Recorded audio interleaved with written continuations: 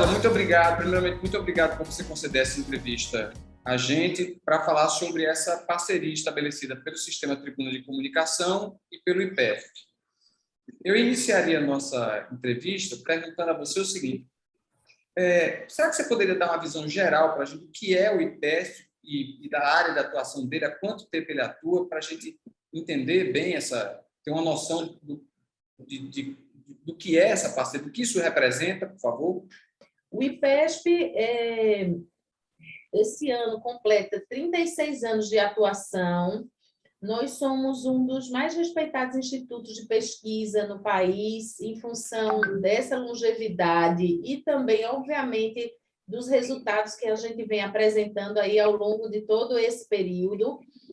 Nós realizamos pesquisas de opinião pública e mercado, e nessa categoria de opinião pública, pesquisas políticas eleitorais, pesquisas sobre políticas públicas, avaliação de gestões, estudos socioeconômicos, estudos institucionais, enfim, temas diversos aí de interesse da agenda da sociedade brasileira e nos diversos estados.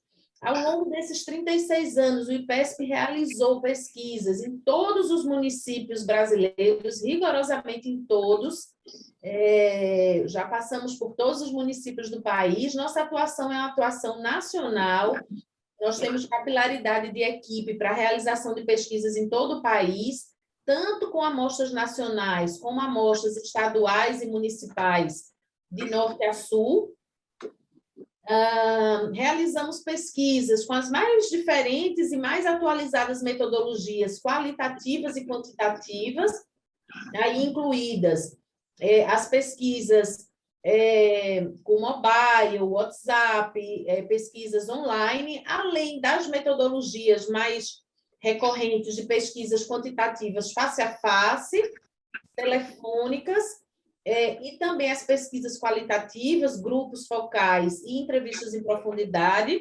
É importante, inclusive, salientar que o IPESP foi pioneiro na realização de trackings telefônicos para campanhas eleitorais. Nós fomos um dos primeiros a utilizarem essa metodologia de entrevistas telefônicas. Hoje, a nossa capacidade, inclusive em função da pandemia, a gente ampliou isso também para entrevistas home office, com equipe também fazendo entrevistas não só das nossas centrais telefônicas, dos nossos CATs, mas também home office. Então, a gente tem uma larga experiência também em pesquisas telefônicas. Temos equipe multidisciplinar, então, no nosso quadro de pesquisadores e de analistas, nós contamos com pessoas da área de estatística, de economia, de comunicação, de sociologia, ciências políticas, psicólogos, enfim, é uma equipe com um perfil bastante diversificado, que nos dá aí uma visão bastante ampla e sob diferentes pontos de vista dos resultados e das análises. Hoje realizamos pesquisas para grandes empresas, grandes marcas e grandes instituições no país inteiro. Então, são nossos clientes, a Febraban, Associação de Bancos, a XP, a Vale, Banco Itaú,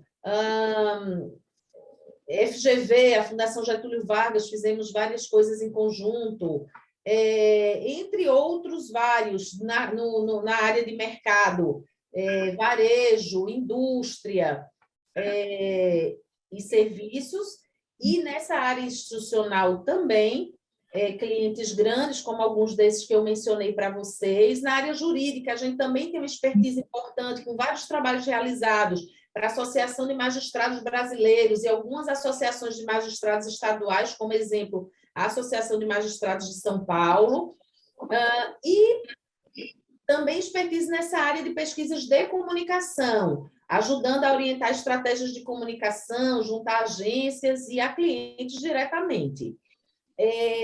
Nós temos, ao longo desses anos, também uma prática recorrente de parcerias com veículos de comunicação para a divulgação de pesquisas em períodos de campanha eleitoral, como, por exemplo, essa parceria que nós estamos estabelecendo com a Tribuna,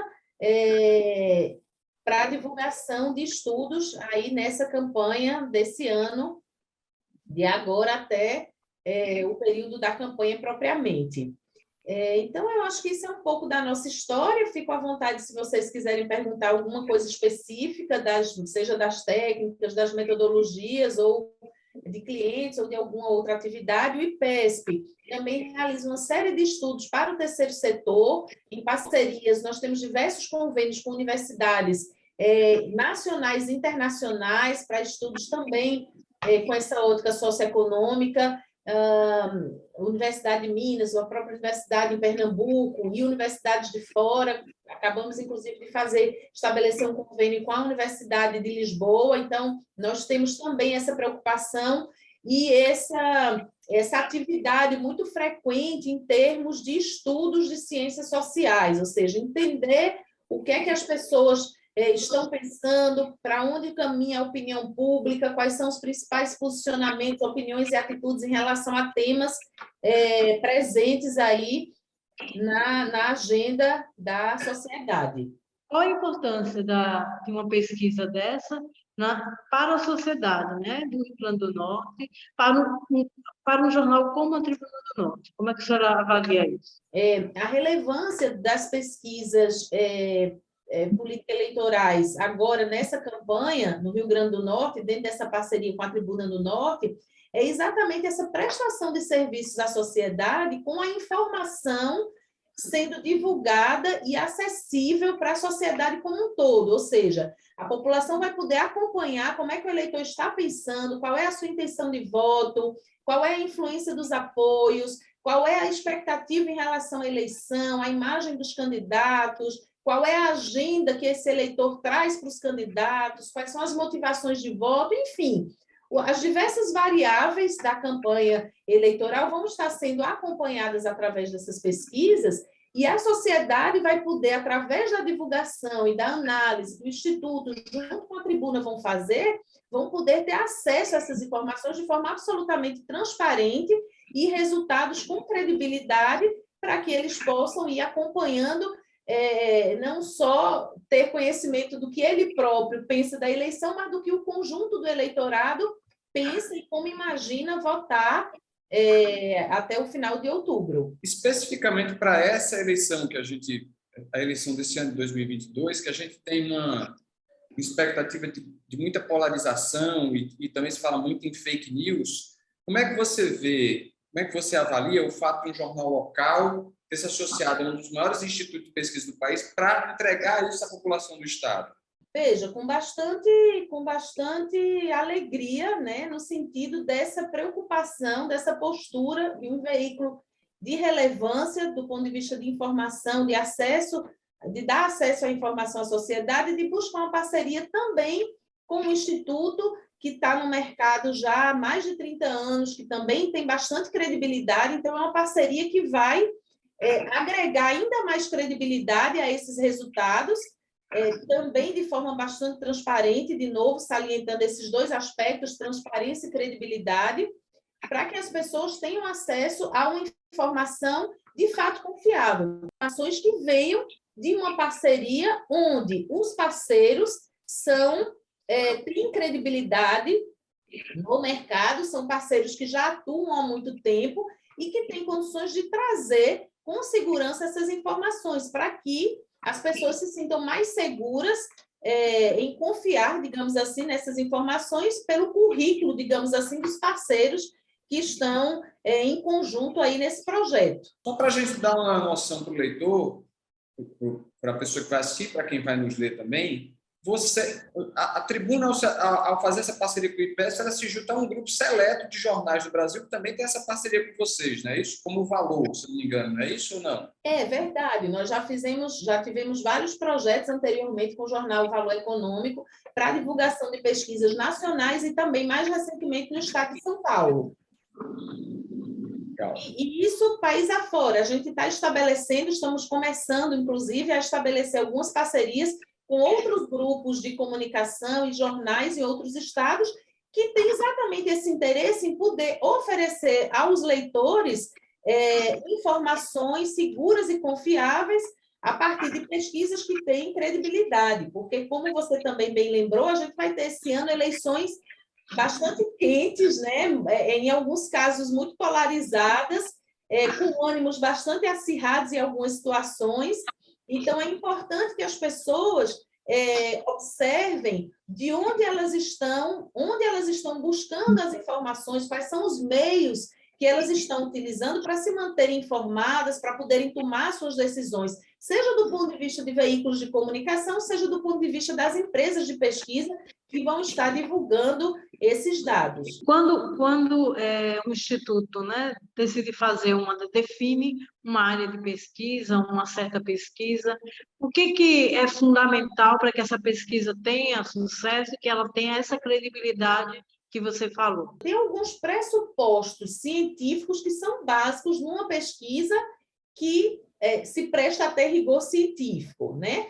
Para que a pesquisa ela tenha validade, explicando de uma forma bem simples, ela precisa, em primeiro lugar, representar o eleitorado, porque é uma pesquisa amostral, a gente não entrevista todo o eleitorado, então a gente extrai uma amostra que é representativa das características desse universo real, ou seja, se numa determinada população existem 50% de mulheres e 50% de homens, é essa representatividade que está na amostra.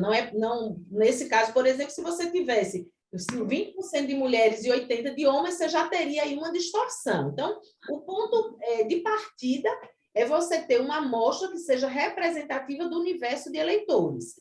E, obviamente, que para isso existem equipes de estatísticos que fazem os cálculos amostrais e fazem a distribuição das entrevistas conforme essa amostra, essa distribuição por cotas de sexo, de idade, de instrução, e essa distribuição espacial, porque os diversos municípios do estado precisam estar contemplados com o peso que o eleitorado tem em cada um deles. Então, por exemplo, no caso do Rio Grande do Norte, na amostra, o peso que Natal tem no eleitorado é o peso que vai ter o número de entrevistas no município de Natal, para que haja essa representatividade.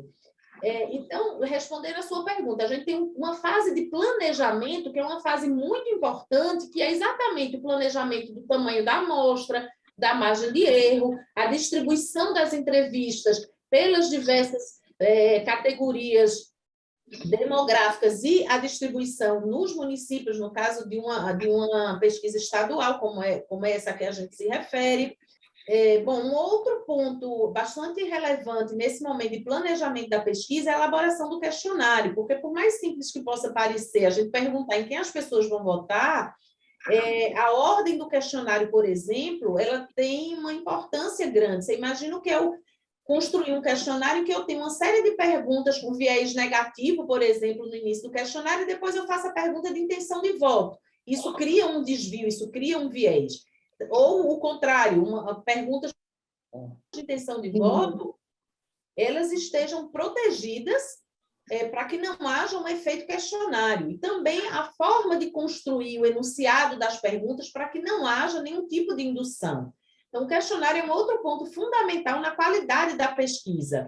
Depois, obviamente, o próprio trabalho de campo precisa ser muito bem acompanhado, checado. Então, a gente tem a equipe de coordenador, de supervisor, os pesquisadores vão a campo com tablets, com GPS, para que a gente possa acompanhar a localização, para evitar qualquer tipo de fraude. Então, existe todo um acompanhamento desse trabalho de campo. Depois, esse material retorna e nós vamos fazer toda a parte de consistência, de revisão do questionário, de processamento de dados, para que depois se chegue aos números e à análise desses resultados. Essas atividades são mais ou menos o fluxo básico da realização de uma pesquisa. É claro que tem uma série de especificidades em cada uma das fases, mas esse é mais ou menos o fluxo de andamento das atividades de uma pesquisa, desde a fase do seu planejamento, execução e análise final. Com essas preocupações que eu coloquei, de forma que, no momento da divulgação e da entrega dos resultados, esses resultados sejam confiáveis e sejam representativos, como eu disse no início, da opinião do eleitorado ou do universo que se esteja pesquisando em cada caso. Marcela, a gente pode dizer para o leitor já, pode antecipar O que é que essa primeira pesquisa TN e PESP vai trazer? O que é que ela vai revelar nesse primeiro momento, antes do início antes das convenções, agora em março ainda? Veja, Everton, na verdade, nós vamos ter um conjunto de pesquisas ao longo desse período eleitoral, começando por essa primeira.